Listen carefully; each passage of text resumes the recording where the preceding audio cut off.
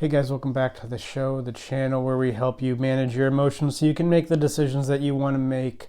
Though that doesn't necessarily mean that you need to make certain decisions, just got to get you to a place, a psychological home that exists on some higher elevation than you probably are now, some echelon, some plinth from which you're going to be much more likely to make decisions that are going to be healthy for you. And a lot of this debate that a lot of us do, like, oh, do I make this decision or that decision? It's neither here nor there, effectively. It effectively is neither here nor there. Yeah, I mean, there are just some stupid decisions you could make that could ruin your life, but effectively you're not going to make those decisions, right? There's something called a moral impossibility, or a moral impossibility. Somebody's not, at a certain point, somebody's not going to make a certain decision, right? And it's my job to help you get there, to show you the tools that you need to help you get there. So let's just get right into this, because I don't want this video to be too long. I have a suspicion that it may be. Is that I often run into this. I've talked about this before, and my bumper sticker saying for this is, don't make good decisions, get good at making decisions. A lot of guys, we get to this place where we think, oh, I have to make a certain set of decisions at a certain time, right? The fallacy that life is some sort of combination lock. I know I've said that before. Life is some kind of combination lock, and you have to get the right decisions in at the right time, and if you miss it, then it's all about calculating and all this, and it is a distraction. It is essentially a distraction. Life is not a combination lock. Rather, what you do is you make the best decision you can, given the range of decisions you're able to make, right? To go back to the moral impossibility. Given the range of decisions you're able to make, learn the most you can from it, and then move on. It's not about, oh, I got to make one certain decision at a certain time, or there's just some approach I can have to life, some mindset. It's like the similar kind of anxiety when especially young kids ask me, hey, Mark, I'm 18, like, what do I do to not mess up my life? I think the implication is, like I did. Yeah, thanks for that. What do I do to not mess up my life? And I'm going to tell them what to do to not mess up. And I get it, and I appreciate where you're coming from, and I have my life ahead of me. I want to live it well. What do I do? What's the one thing I do? What's the one thing I can do to set up my life so I don't mess up? It's the same error with bureaucratic thinking or setting up any kind of bureaucracy. And I'm not just criticizing bureaucracies like a government bureaucracy, but any kind of poorly run company where the company thinks, okay, this is our mission. We're just doing this. We have this hierarchy, right? We have this hierarchy of decision making. This is how we stick to it. And there's no veering from this, when in truth, you look at a company or an organization or any group of people that's well run, and you set it up so it's more organic, right? You have different arms that are in control of each other, and there's no one person ultimately. Well, there may be one person ultimately in charge that people report to, but it encourages openness. If there's a mistake, which of course there's going to be a mistake, it encourages people saying, here's a mistake. Oh, thank you. Reporting on that mistake is rewarded, as opposed to in your bureaucracy and a top-down, pyramid kind of leadership. Mistakes are typically punished. But that kind of thinking that with bureaucratic thinking, why it's wrong is we think, okay, there's just one approach, and we just have to set the parameters correctly, and then this will be a success. When, of course, if you've ever been successful in anything, that's not how it works. How success works is, okay, I'm going to start doing this. Listen to the feedback. Listen to the feedback I get and adjust. And it's this constant, 2 steps forward of trying, 1 step back of adjusting, or, ooh, that didn't work, or let's try this over here. And by the time you get to something that you could even call success, you're probably what works is way different than you had going in, way different than the solution you had going in, which is why you can't set up a bureaucracy and say, okay, this is what we're going to do to, for example, fix the education system. This is going to fix it. Yet that doesn't work. That is a fantasy.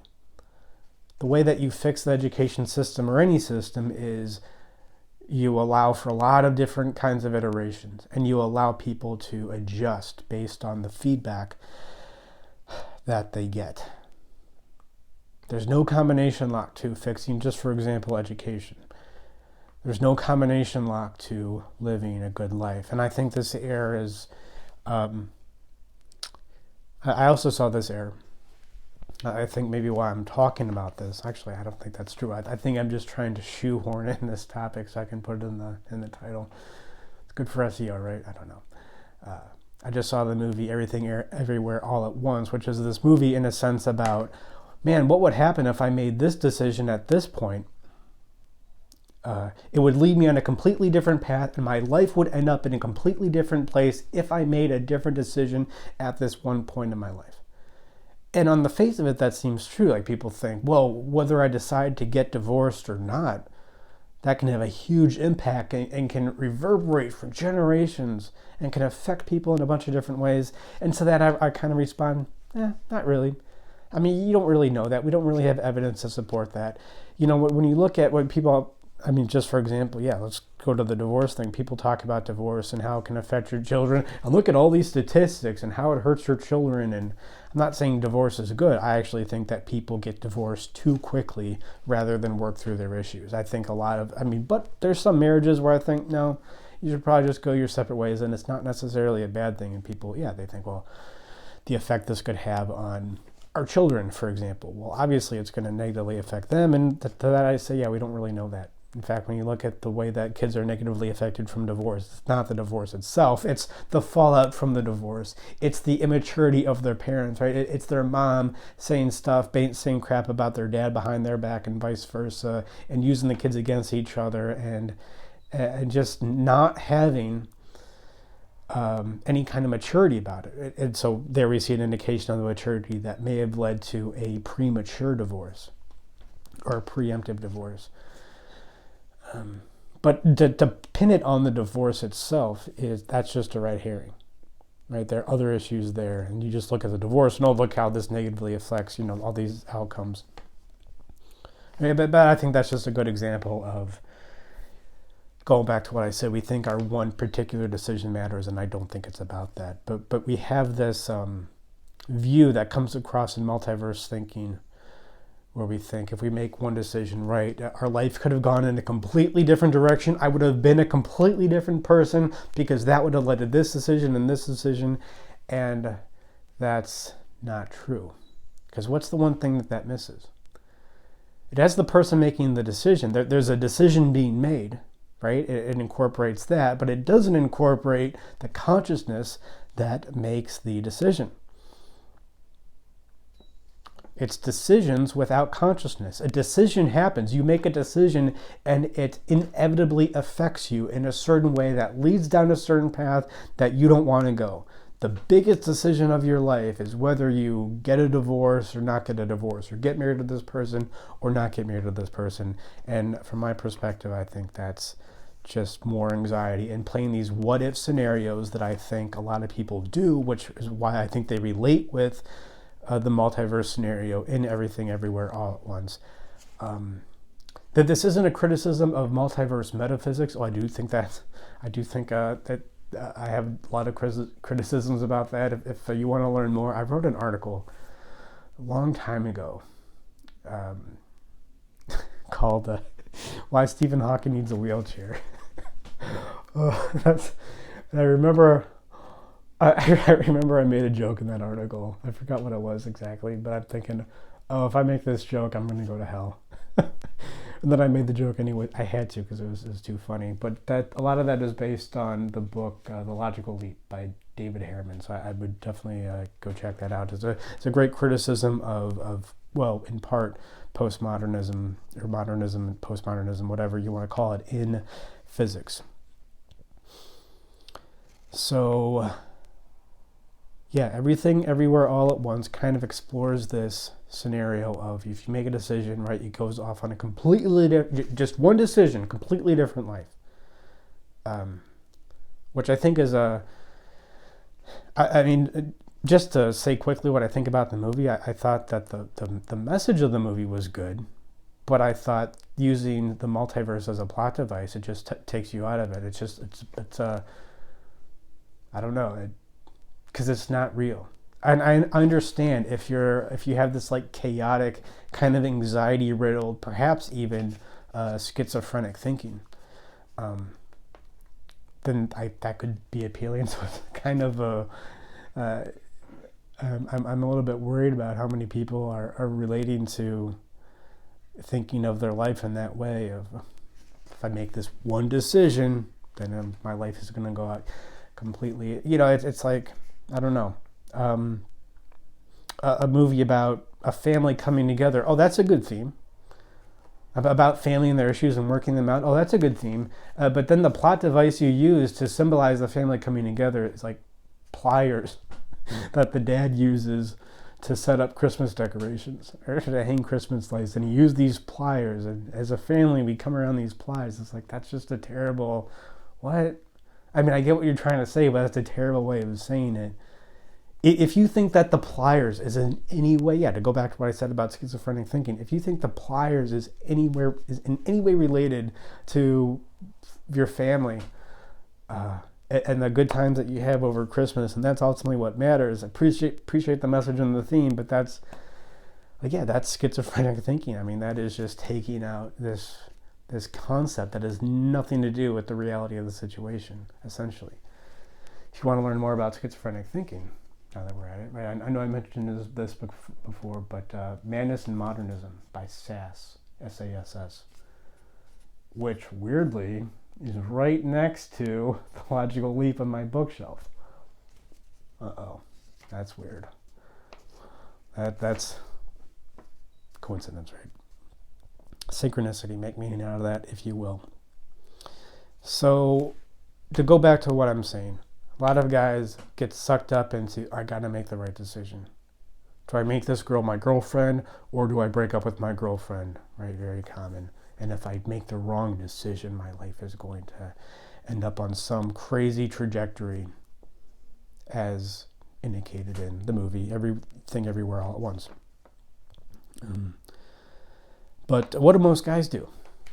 What do most guys do when they make and most of us in general? I don't want to make guys like a gendered term, like a sex. But what we all do to some degree, I guess guys more often. When we make a decision, what do? We hide, right? We either hide our turmoil leading up to a specific decision, and any mistake that we see in the decision, we try to hide that, right? We try to make it seem like we have a better life, or if we broke up with our girlfriend and we're really hurt inside, we think, oh, that was a good thing. Oh, we call her names like, oh, you bitch. So it's not the decision, right? It's just like the multiverse thinking in Everything Everywhere All at Once. It's not the decision, it's the consciousness you bring to the decision. What do we not do when we what do we not do when we make decisions, or what do we need to be doing more of is bring consciousness into it. When you ask yourself, for example, if you want to break up with your girlfriend, can you talk with somebody? Can you learn enough about your psychology so you can realize the issues that you have that may be coming up to influence this decision, perhaps in a negative way, perhaps making you break up with your girlfriend prematurely, or staying with her longer than you really need to for both your and her development? Are you talking about how your issues play into it? Are you talking about the nuances? Are you being honest about it with a group of, preferably a group of people?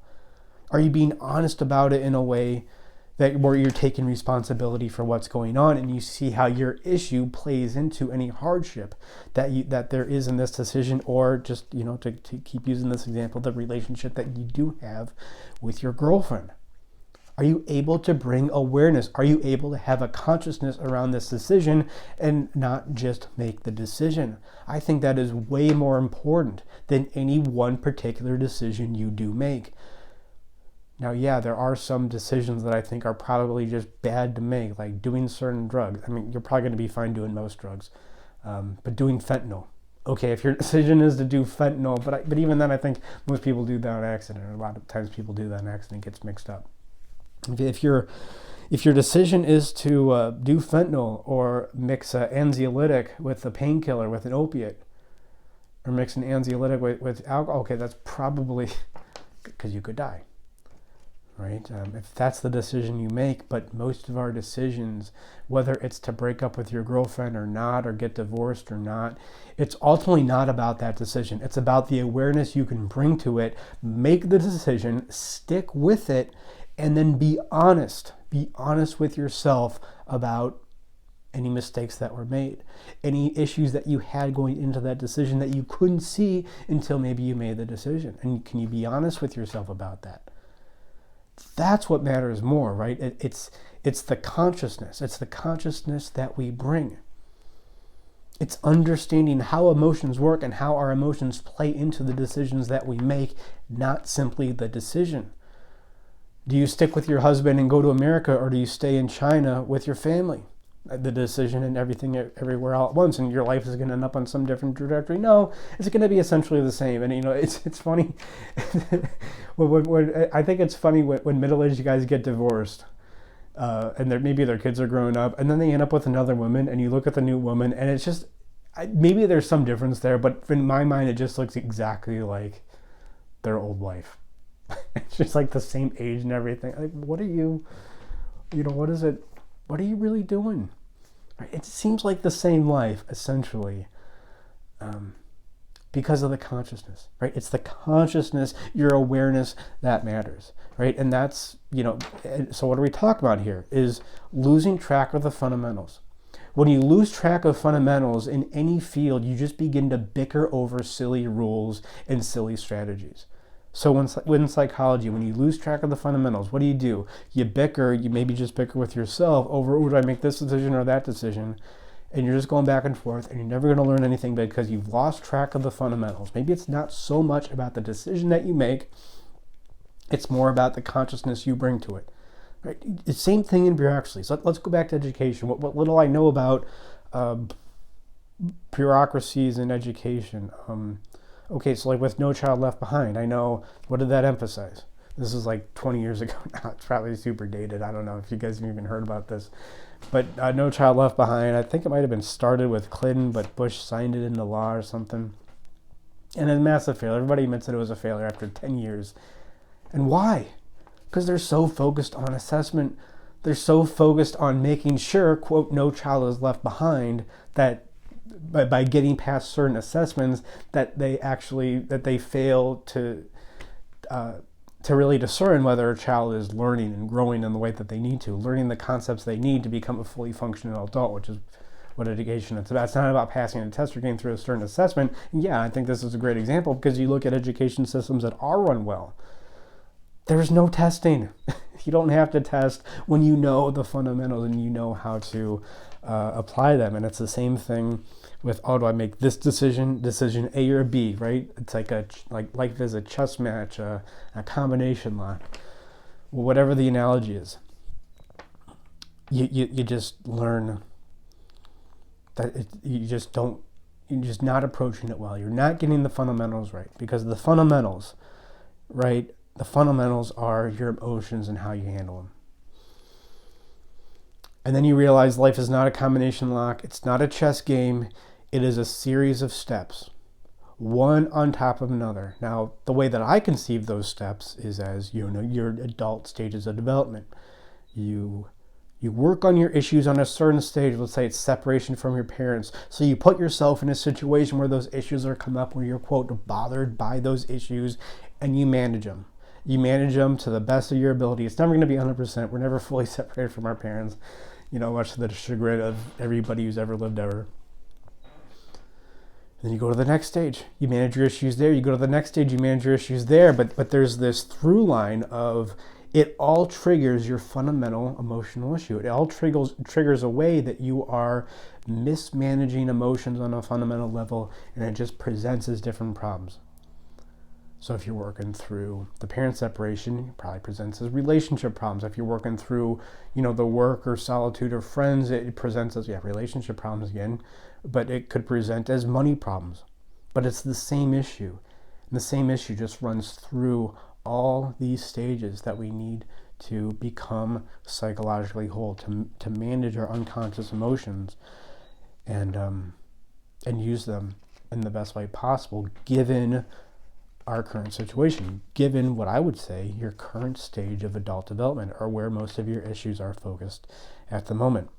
And so that's what we can help you with here, right? Both the macro and micro, but I think more important than that, just getting really focused on the fundamentals.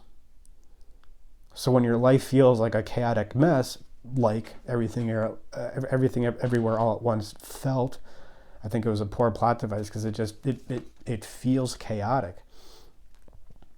When your life feels that way, you can stop and go, oh, that's how you know you're not focused on the fundamentals. It comes back to, what's my emotional issue? How do I manage it? How do I manage it in this situation? And that'll get you through, pretty much everything here, guys. So that's what we can help you with here. animusempire.com/schedule. We do free consultations if you're interested in hearing more. Like and subscribe. Talk to your friends about what we talk about here. Contact me, DM me, that works. There's a contact form on the website. And remember that life is not about each decision that you make. It's not about the decision that you make. It's about your awareness. It's about your consciousness that you bring to each decision.